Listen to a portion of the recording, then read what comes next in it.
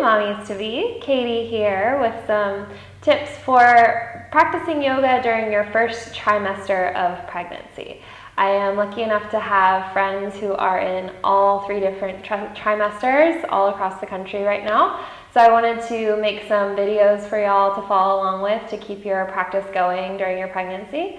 Start off by saying, obviously I'm not a doctor.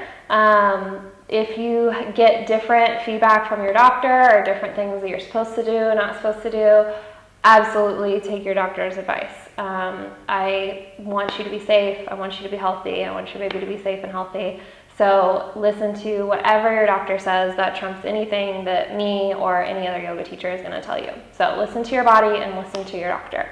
That being said, during your first trimester, it might be a little bit early to start, specific prenatal yoga classes, but go check one out.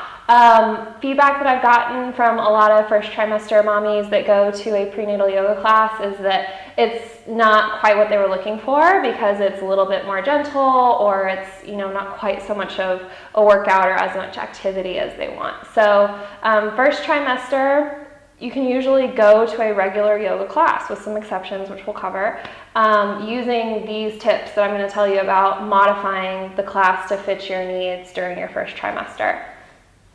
That being said, the classes you should not go to, heated classes. I don't recommend practicing in heat for any part of your pregnancy, but again, listen to your body and listen to your doctor. I have had pregnant women come to my heated classes and really enjoy it because they had a very strong hot yoga practice during their whole yoga practice before they were pregnant. And a lot of them will bring in thermometers or heart rate monitors just to make sure that they're staying safe within their doctor's recommendations. But again, just to play it safe, especially during first trimester, I do not recommend going to any heated yoga classes. Other than that, most yoga classes should be safe for you and your baby with just a couple of modifications, which we'll cover in just a minute. Secondly, you want to tell your instructor, tell your yoga teacher.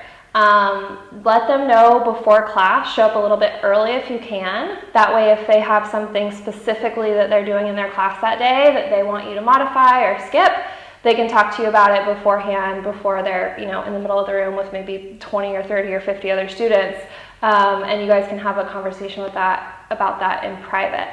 Also, let them know if it is a secret, especially if you have friends or family who practice at the same studio as you do. If you're trying to keep it secret or surprise them, not that your yoga teacher is going to go around blabbing about your personal life, but if you're trying to surprise somebody and you want to keep it more discreet, or for any reason you want to keep it more discreet, just tell them, hey, when you're offering modifications during class, if you can just be discreet about it for me. And I've had other students ask, well, why did so-and-so modify? And I just say, they have a back injury right now, and that's why we modified that pose today. And usually, that's the end of it. If you have somebody else ask you and you don't want to say that you're pregnant, again, just use that back injury excuse. Say, my back's really hurting me today. I told the teacher beforehand, and so we modified. Most of the modifications for back injuries and pregnancies kind of overlap, so it works out nicely. In first trimester, another thing that you want to watch out for is nausea. Again, it's going to be something that's a personal thing with your body. I know women who have had no nausea during their first trimester. I know women who have been totally sick for weeks, unfortunately. So if you're practicing and you start to feel nauseous or feel sick, definitely feel free, excuse yourself from the room, go sit outside if you need to, or just stop class altogether if you need to. You definitely don't want to feel like you have to push yourself through anything. Along that same note, again, it's different from woman to woman, but your body is going to start producing a hormone called relaxin that does what it sounds like it does. It relaxes your body, like your joints, so that your body can accommodate the growing baby that you have inside of you, which is awesome, but it can also kind of trick your mind into pushing yourself further in your practice than is maybe safe for your joints. So, women who are pregnant students have told me, like, oh my gosh, like I could never do this before. I could never get my foot this high in dancers before, and now I can. Well, you can because your body has, produced this hormone that can relax your joints, which make you feel and, you can be a little bit more flexible. The problem with that, though, is once you've had the baby and you're not pregnant anymore, you're not going to be producing that hormone anymore, and women can experience joint stiffness or soreness because they've been pushing their body past what is their normal and safe range of flexibility. So just because you can during your pregnancy doesn't mean you necessarily should. So if you're seeing these big, massive changes in your practice, like, oh my gosh, I can do, this pose that I've never done this to this extent before, that should be kind of a red flag. Hey, maybe back off a little bit. Now is not the time in your practice where you need to be achieving and doing things far and away past what you were in your previous practice. Now is the time just to be maintaining, being healthy, focusing on your breathing, focusing on connecting with your baby. So don't push anything further than normal.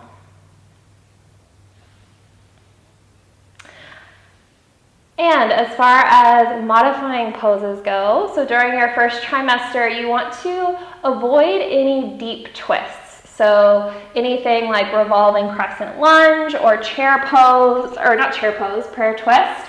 So if you're in a deep twist, like prayer twist, as opposed to twisting and really contracting through the belly here, stay up higher, take an open twist. So just reach your front arm forward and your back arm back. So it's going to be a lot less constriction through the belly.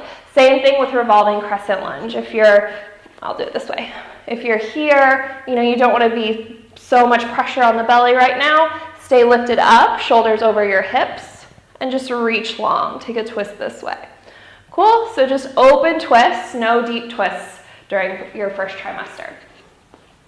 Anytime you're practicing core work during your first trimester, so like sit-ups, crunches, things like that, modify with that too. Again, we don't want to squish the belly too much right now. So some core options. You can hold a high plank. You can hold that plank on your knees. You can do a forearm plank, either on your knees or not. You can do some donkey kicks. So kind of working your glutes and your core. Just lifting, pressing your foot up with your knee bent at 90 degrees. You can do that on both sides. You can also just take a yogi squat during core. While everybody else is doing core, just come down, feet wide, toes pointed out, hips wide, hands at center. Maybe use that leverage of your elbows to press your inner thighs open a little bit more. This is a really, really great pose for pregnant women because you want to start getting that pelvic floor a little bit more stretched, groin stretched, thighs stretched. Really nice for pregnant ladies. Highly recommend it. As far as belly down, spine, so anything like cobra, where your belly's on the floor, or if you're doing locust, that's going to be a personal preference thing. So a lot of first trimester mommies find that feeling really uncomfortable, having their belly on the floor like that.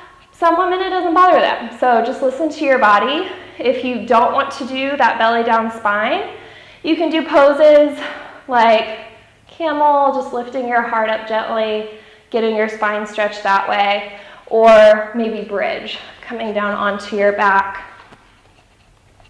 Oops, lost my mic pack there. Coming down onto your back for a bridge, lifting your hips up, feet hip width distance apart, feet parallel, and then coming down. So just doing the same spine strengthening, but without having the belly compression.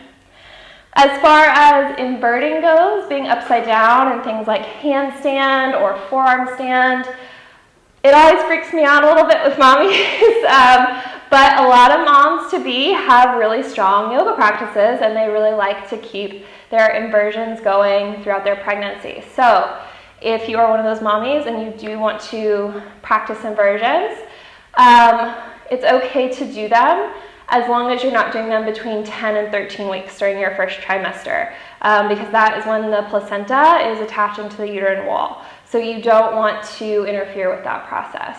I do recommend, if you are going to do inversions during your first trimester, don't do them for longer than 30 seconds at a time. And I would say do them against a wall. just because unless you just are super, super, super strong at your inversions, you don't want to risk falling and injuring yourself. So doing them against the wall, really nice support. And even if you do have a strong inversion practice, everything is changing so much, your hormones, your body. Balance is one of those things that can get thrown off really easily during pregnancy. So there's no shame in putting your mat up against a wall or practicing at home against a wall if you do want to keep that inversion practice going. So those are my first trimester tips. I am so excited for you to be practicing during your pregnancy, and I hope that you come back and check in for second and third trimester tips as well. Bye.